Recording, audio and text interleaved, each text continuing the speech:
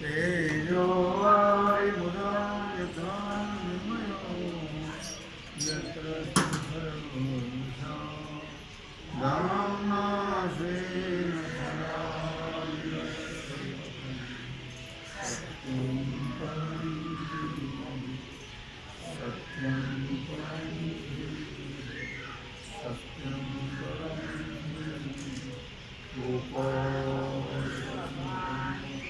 श्री सद्गुरु ज्ञानेश्वर महाराज, श्री जगद्गुरु तुकाराम महाराज, श्री शांति ब्रह्म एकनाथ महाराज की जय, सर्व संतन की जय, सर्वकाल गोपाल की जय, श्री भगवान सिद्धेश्वर महाराज की जय। ओम नमः पार्वती। ऐसे अनन्य योगी विकले जीवेंद्रिय अंगी तयांचे काही एक सांगे जे सर्व मी करू। भगवान सिद्धेश्वराच्या श्रीमकृपेनं श्री रुक्मिणी पांडुरंगाच्या चरणाजवळ बसून श्री सद्गुरु ज्ञानेश्वर महाराज, श्री जगद्गुरु तुकाराम महाराज, श्री संत एकनाथ महाराज यांच्या चरण सानिध्यामध्ये आपण सर्वजण मिळून महान ग्रंथराज ज्ञानेश्वरीच्या 12व्या अध्यायाच्या 82 ओवीचा आपण विचार करतो। अनन्य भक्ताचा विचार भगवान या ओवीतून सांगतात। आपण काल बराचसा भाग याचा पाहिला, आजही थोडासा विचार याच्यावर करूया। ऐशी अनन्य योगी, अनन्य भक्त कसे असतात? नाथरायणी श्रीमद भागवतामध्ये भगवंताने उद्धवाला सांगितले किंवा उद्धव म्हणत आहे भगवंताला की हे प्रभू, हे कमल नयना जगजीवना, साराचा विचार करून जर पाहिलं तर सार विचार कळतच नाही लोकांना। सार विचार करून त्याप्रमाणे वागणारे परमहंस असतात। परमहंस असे भागवतात वर्णन केलेलं आहे। केवळ आनंद स्वरूप असे तुझे चरण कमल, त्या चरण कमलाचं ते सुखाने सेवन करते। हे त्रिभुवनपते, केवळ योग आणि कर्म यांच्या आचरणाने अभिमानग्रस्त झालेले जे कर्मयोगी आहेत, भक्तिशून्य, ते तुझ्या चरणकमलाचा आश्रय न केल्यामुळे निश्चितच तुझ्या बलवान मायेनं ते पछडल्या जातात। देवा, तुझं स्वरूप हे नित्य आहे, सर्व व्यापक आहे, अविनाश आहे, अच्युत आहे। तुझ्या स्वरूपाला च्युती नाही, नाश नाही आहे आणि अखिल प्राणी मात्रांचा तू एक आश्रय आहेस, आधार आहे। अर्थातच तुला अनन्य भावाने जे शरण येतात त्यांना तू पूर्णपणे स्वाधीन होतोस। खरोखर आश्चर्य नाही काही? आश्चर्य आहे। अर्थात भगवान शंकर, ब्रह्मदेव यांना सुद्धा तू आधार आहे। अर्थात हे महान संपन्न जरी असले, भगवान शंकर, ब्रह्मदेव वगैरे, तरी परंतु देवदेवतांनी मंडित केलेले जे मुकुट आहेत त्यांचे, ते मुकुट तुझ्या चरणाला घासून घासून त्यांचे ते मुकुट अगदी झिजले. रामावतारामध्ये खरोखरच वानराशी सख्य करण्यामध्ये त्याला किती आवडलं. ती गवळ्याची पोरं ताक पिणारी, पण ते सुद्धा तुला किती आवडले. का? अनन्य प्रेम. त्याला अनन्य प्रेम. तू प्रेमवश होणार आहेस. तुला काहीच लागत नाही, फक्त प्रेम लागतं. प्रेम. नाथांनी खूप सुंदर भाष्य याच्यावर केलेलं आहे. जे सर्व मी करी, ओवितय म्हटलेलं आहे. तयांचे काही एक सांगे, जे सर्व मी करी. भाविकांचे काज अंगे देव करी. भाविकांचे काज अंगे देव करी. काढी धर्मा घरी उच्छिष्ट ते. किती आवडतात भक्त. मी नेहमी सांगत असतो, भगवान माणसाला लाज वाटते ना काम करणे, पण भगवंताला कधी लाज वाटलीच नाही. सोडून या लाज रे, बांधून या माज रे. भक्ताची या काजासाठी, साधूची या प्रेमासाठी सोडिली मी लाज रे. भगवान कधीही भक्त सेवा, कोणतीही सेवा करायला लाजत नाही. लक्षात ठेव. भक्त समागमे सर्व भावे हरी. भक्त समागमे सर्व भावे हरी. न सांगता करी सर्व काम, किंवा सर्व काम करी न सांगता. कुठे उलट सुद्धा कसं आहे. किंवा आपल्याला माहिती अभंग उंचणीच काही नेणे भगवंत तिष्ठे भाव भक्ती देखून या. अतीव प्रेम, अनन्य प्रेम. अनन्य प्रेमावर किती प्रमाणे, त्याला काही प्रमाणच नाही. चाड अनन्याची धरी नारायण. चाड अनन्याची धरी नारायण.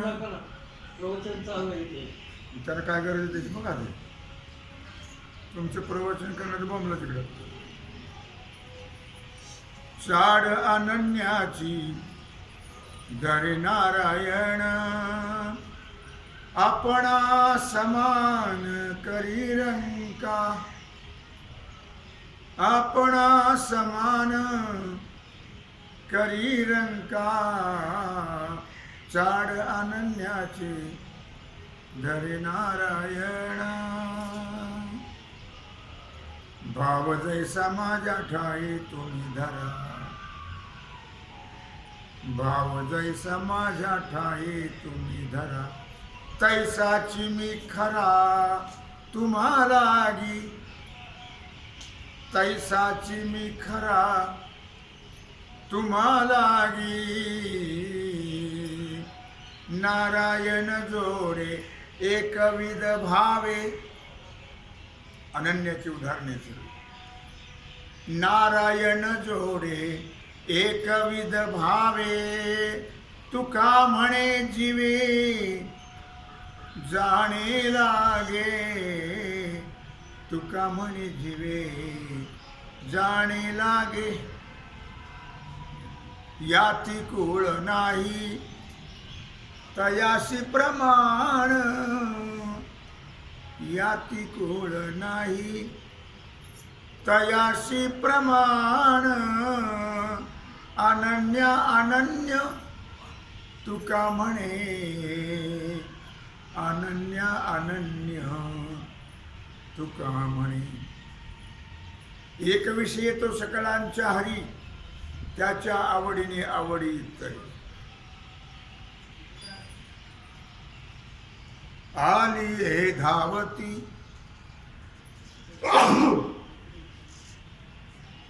आली हे धावती धावती, भेट होईल म्हणून.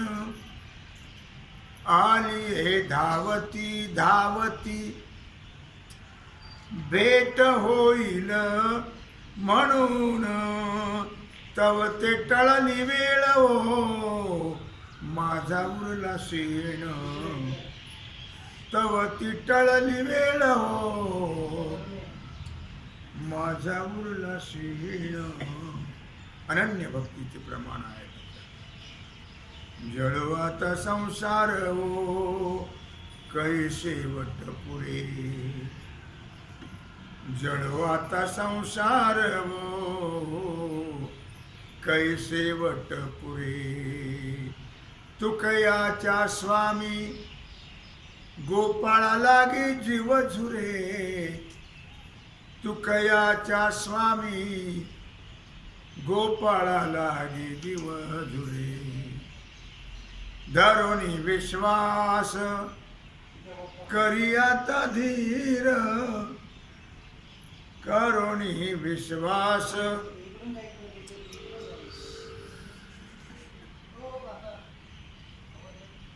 करियाता धीर.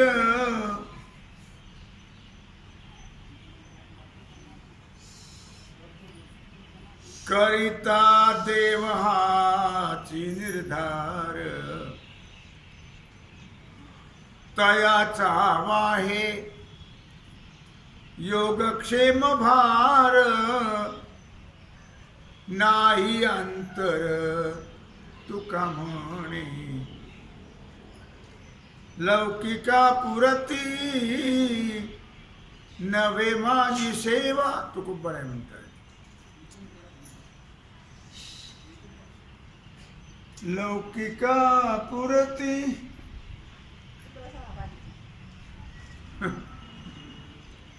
नवे माझी सेवा. नवे माझी सेवा. लौकिका पुरती अनन्य केशवा.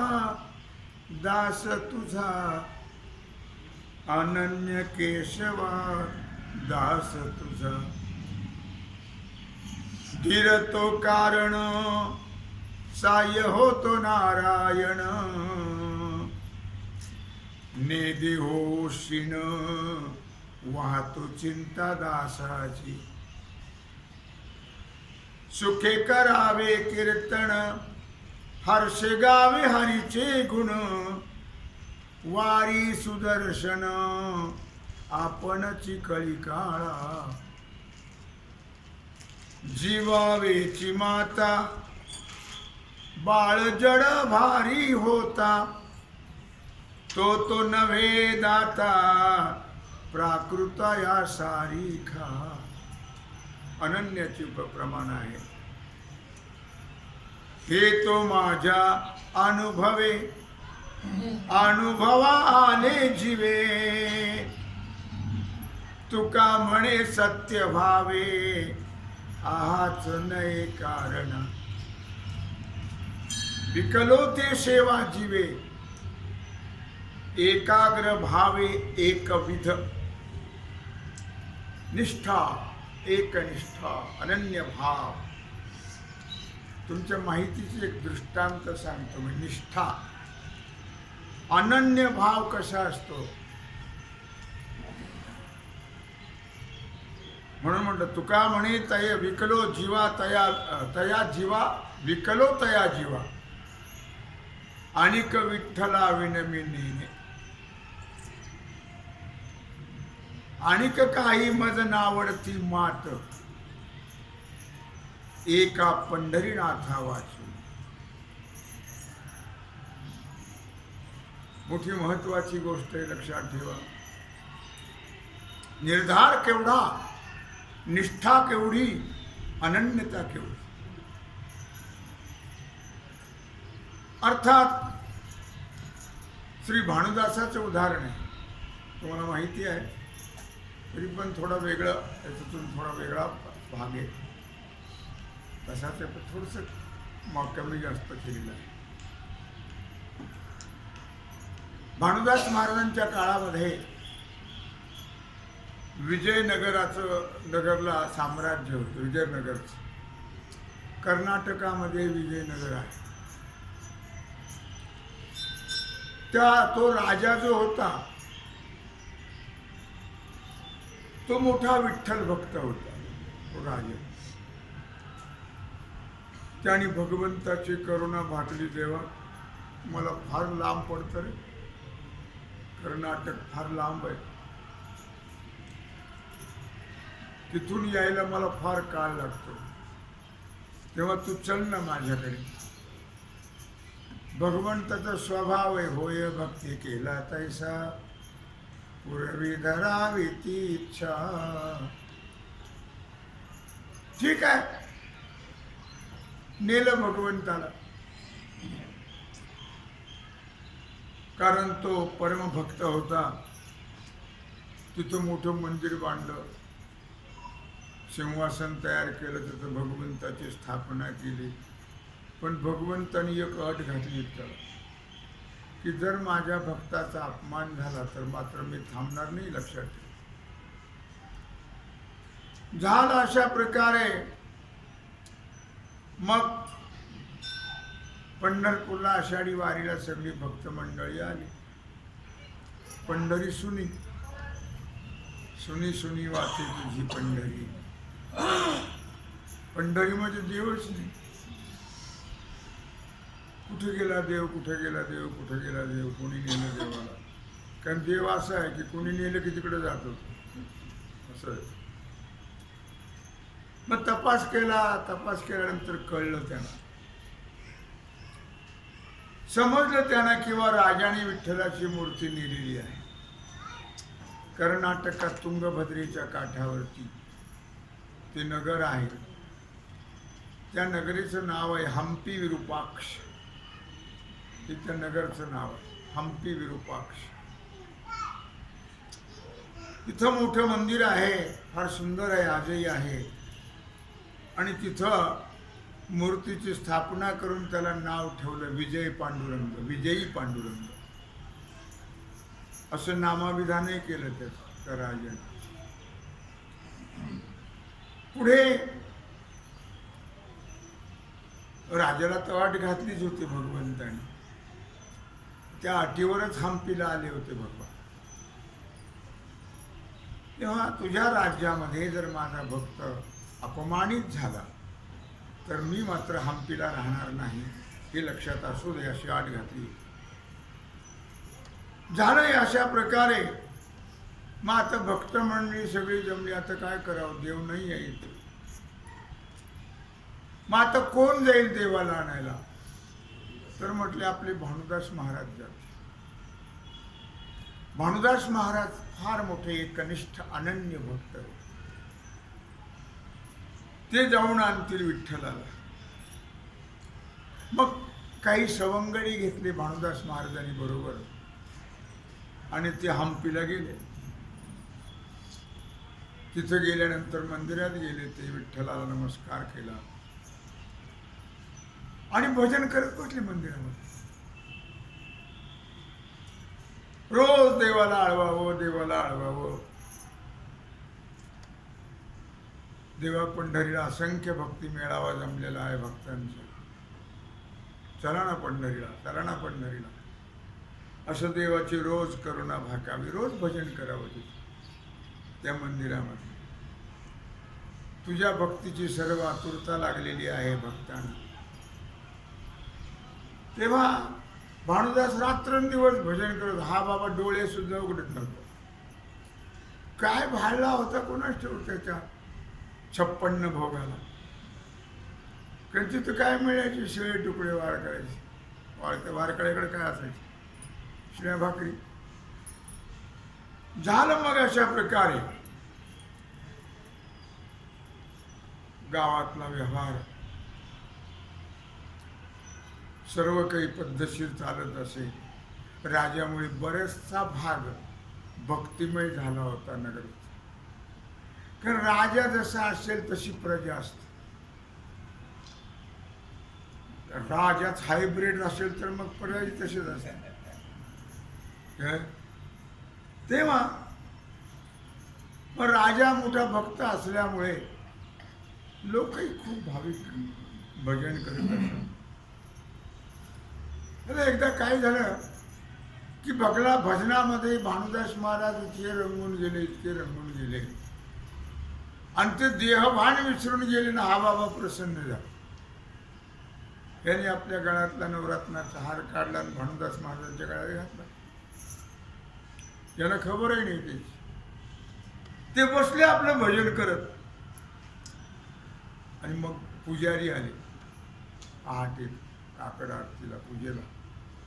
त्यांनी पाहिलं, अरे म्हटले नवरत्नाचा हारच नाही गळ्यामध्ये देवाचे. ते भजन करणार कोण माणूस आहे? आता बरेच दिवस भजन करतो इथं. पारे म्हणले त्याच्याकडे आहे का? आता ते भानुदास महाराजाला खबरच नव्हती. मग त्यांच्या गळ्यात तो हार. अरे वा वा म्हटले, इथंच भजन करतो, इथं चोऱ्या करतोस. राजाला वार्ता कळवली. म्हणले तो आपल्या मंदिरात भजन करतो रोज. त्याने नवरत्नाचा हार चोरला. मग म्हणले त्याला सुळावर द्या. सांगितलं सुळावर द्यायला राजाने. मग राजाची आज्ञा आहे सुळी देण्याची. भानुदास महाराजाला सांगण्यात आलं की राजाने आज्ञा केलेली आहे. भक्ताला भय असतं काय? भक्ताला भय नाही. लक्षात ठेव. आम्हा हरीच्या दासा काही आम्हा हरीच्या दासा काही भय नाही त्रैलोकी. भय नाही त्रैलोकी. देव उभा मागे पुढे देव उभा मागे पुढे. उगवी कोडे संकट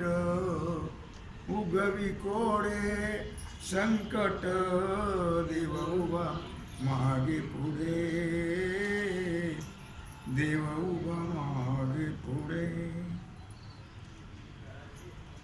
भक्ताला किती भेटत होय भानुदास महाराज. निर्भय असतात भक्त. त्यांना खात्री आहे देव आपला सांभाळ करतो. आणि मग जयचं सुळावर ठरवलं आणि भानुदासाने करुणा भाकली भगवंत. जव हे आकाशवर पडो पाहे ब्रह्मा गोळ भंगा जाय. वडवानळ त्रिभुवन खाय. परी मी तुझीच वाट पाहेगा विठोबा. न करी आणि कांचा पांगिला. करुणा भाकल्यावर तर सुळाला पानं फुटली सुळा. राजासह सर्वांनी हा चमत्कार पाहिला. बस भगवंताने सांगितलं, राम राम, आपलं काय ठरलं होतं? तुला कल्पना नाही, माझा महान निष्ठावंत अनन्य भक्त आहे आणि त्याचा अपमान केलास. आता थांबणार. जेव्हा एवढं मोठं मंदिर, एवढं सिंहासन, इथून पुढे सिंहासनाची पूजा होईल. आजही हम्पीला भगवंताच्या सिंहासनाची पूजा आहे. मंदिर फार मोठे आहे, लक्षात ठेव. आणि मग सर्व मंडळी भगवंताला घेऊन पंढरपूरला आले आणि रथयात्रा काढली. रथातून भगवंताला मिरवीत नेलं. तेव्हापासून रथयात्रा सुरू आहे असं वर्णन आहे. भानुदासा सवे पंढरीस आले. भानुदासा सवे पंढरीस आले. भक्त हे रंगले भजनात. सर्व भक्त मंडळी रंगून गेली आणि तेव्हापासून या गोष्टीला 4 महिन्याचा काळ लोटला. तेव्हापासून चातुर्मासाची पद्धत पंढरपूरला सुरू झालेली आहे. बस मला एवढंच सांगायचं आहे की आपण असा विचार करत होतो, ऐसे अनन्य योगे विकले जीवे मने अंगे, तयांची काही एक सांगे जे सर्व मी करी. भगवान सांगतायत सर्व अनन्य भक्ती. भक्तीला फार मोठं महत्व आहे, पण अनन्य अन्य आश्रय त्यागो अनन्यता. इतराला कोणालाही, तुला माहिती आहे ना नरहरी महाराज तोंड पाहत नव्हते कोणी. एकनिष्ठ भक्त नरहरी.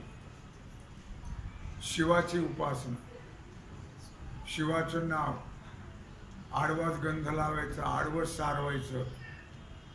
हो, आडवा गंध लावणारचं तोंड पाहायचं, उभ्याचं तोंड नाही पाहायचं. एकनिष्ठ. भगवंताला म्हटलं अरे त्याला भेद आणून गेला नाही, त्याचा याचा भेद घालवला पाहिजे. शिव आणि हरी आणि हर दोन आहेत काय?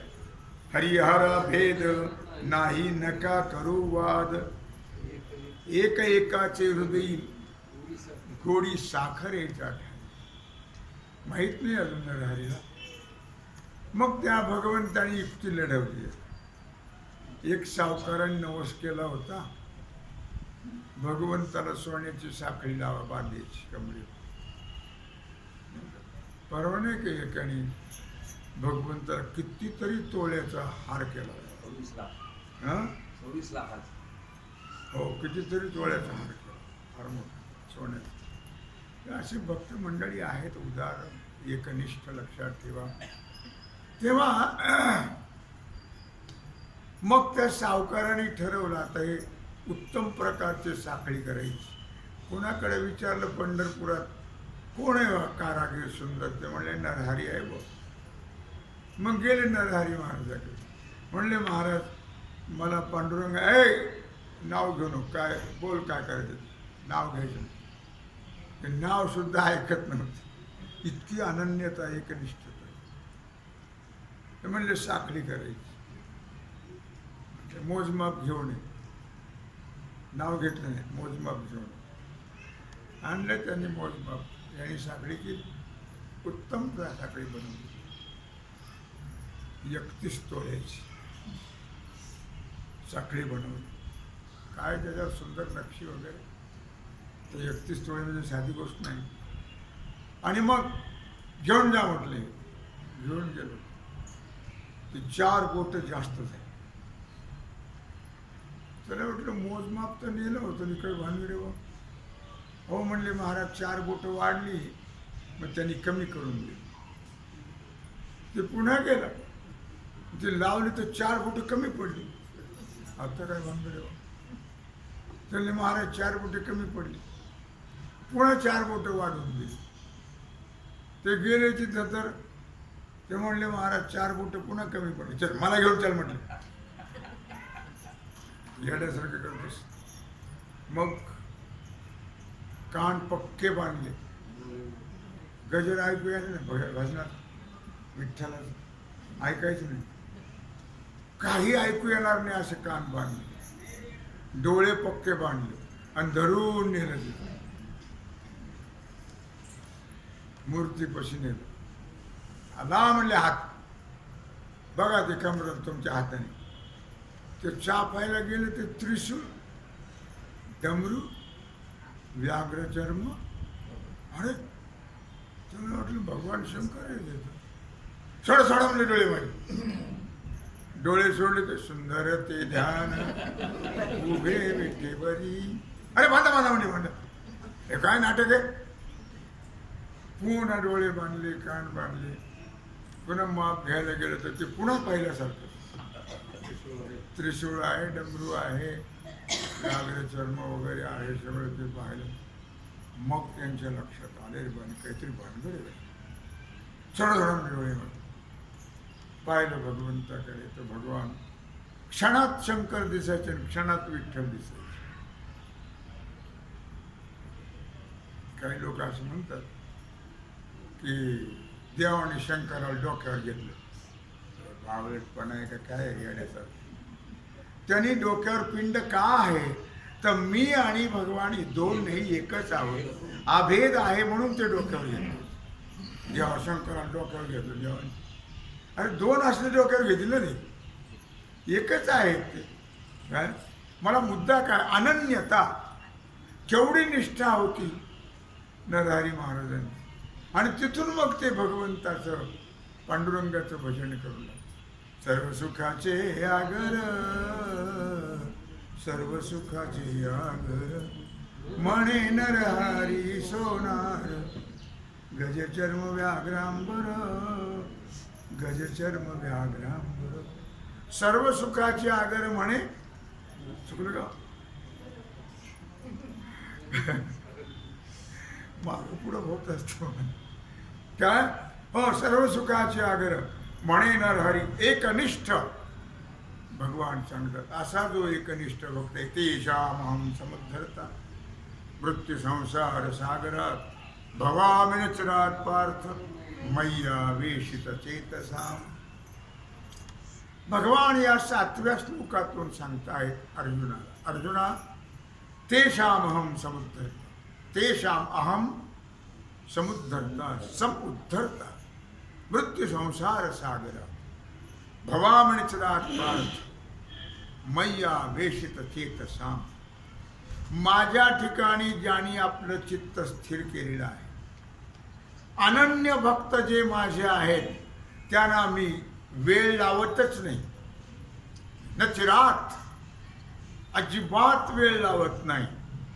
मग काय, भवामिन चिरात पार्थ. अगदी कुठल्याही प्रकारचा वेळ न लावता त्याला या मृत्युयुक्त असणारा हा संसार सागर, या संसार सागरातून त्याचा मी उद्धार करतो. समुद्धरता, त्याचा मी उद्धार करतो. पण मात्र भक्त असा पाहिजे लक्षात. अनन्य भक्त पाहिजे, अखंड भजन करणारा. अखंड भक्त, हे भक्त त्याचंच नाव आहे जे अखंड देवाचं नाव मुखत असते. ते सुद्धा मोठ्या प्रेमाने भगवंताचं भजन करत राहत. जिभेला ते जम खाऊन देत नाही. अगे माझे जीवी आळस ठेवीला गोसावी. एवढा घात अनिक काय, तू अजिबात थांबायचं नाही. लक्षात ठेव, सारखा माझ्या देवाचं भजन करत राहायचं. सारखं भजन करणारे भक्त त्यांना तेषामहं समुद्धरता मृत्यू संसार सागरात, या मृत्यूरूपी संसार सागरातून नचिरात पार्थ, लगेच मी त्यांचा उद्धार करतो. त्यांना तारुण्य. मौली विचार करत आहे त्याच्यावरती. किंबहुना धनुर्धरा, जो मातेची आहे उदरा, तो मातेचा सोयरा केतुला पा. किंबहुना धनुर्धरा, धनुर्धरा नाम अर्जुना. किंबहुना म्हणजे फार काय सांगू अर्जुना तुला. अरे जो मातेच्या पोटी जन्म घेतो तो आईचा कितीतरी आवडता असतो. अंधळे पांगळे मुखे अनर्गण, जीवा परिस बाळ पडिये माते. ओ अंधळे पांगळे मुखे अनर्गळ, जीवा परिस बाळ पडिये माते. आईला मूल किती, तो जो मातेची सोयरा केतुला पा, तो किती आवडता आहे त्याला प्रमाण नाही. लक्षात ठेवा, आईला मूल किती आवडतं याला प्रमाण. मुलाला आई किती आवडते तो भाग वेगळा आहे. हो, मुलाला आई आवडत नाही असं म्हणत नाही, आवडते पण काही दिवस आवडते.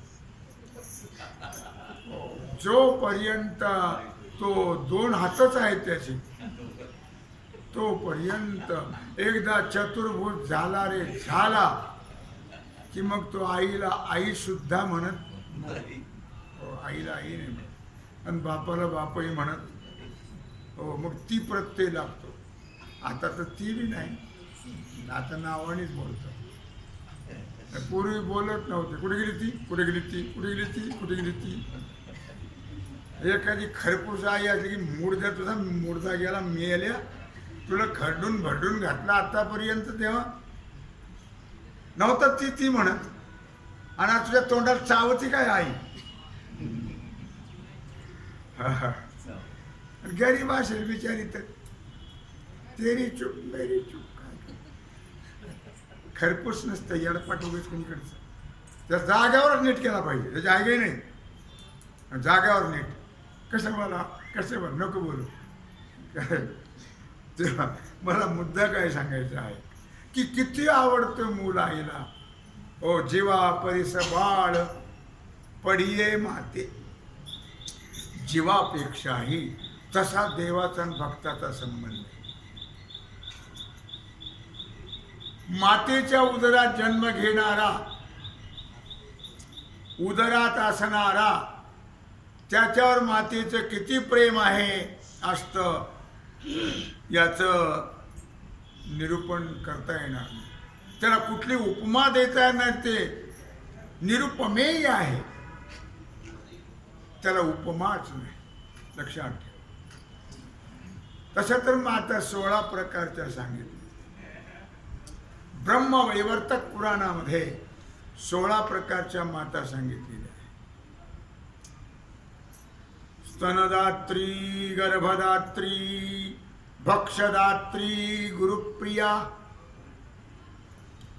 अभिष्टदेव पत्नी च, पितुपत्नी च कन्यका, सगर्भ कन्या, भगिनी, पुत्र, पत्नी, प्रिया, प्रसूः, मातुर्माता तथैवत्र. जनानां वेदविहिता मातरः 16 स्मृतः. 16 प्रकारच्या माता सांगितलेल्या आहेत ब्रह्मवैवर्तक पुराणात. 15वा श्लोक आहे पुराणातला. म्हणजे याचा अर्थ असा की माता ही सापत्न किंवा दत्तक नव्हे, सावत्र किंवा दत्तक घेतलेला मुलगा अशी माता नाही आहे. लक्षात ठेवा. बापाला मुलगा कमी आवडतो तसा आईला कमी आवडत नाही. जीवा परिस बाळ पडिये माते. मग ते कसंही असं मग सांगितलं. आंधळे पांगळे मुखे अनर्गळ.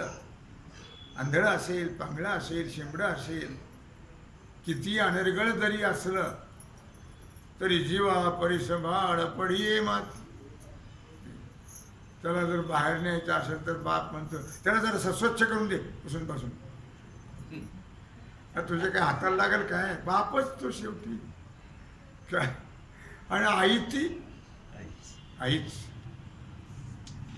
तेव्हा अशा प्रकारे आईला मुलगा किती आवडतो त्याला प्रमाण नाही आहे. लेकुराचे हित,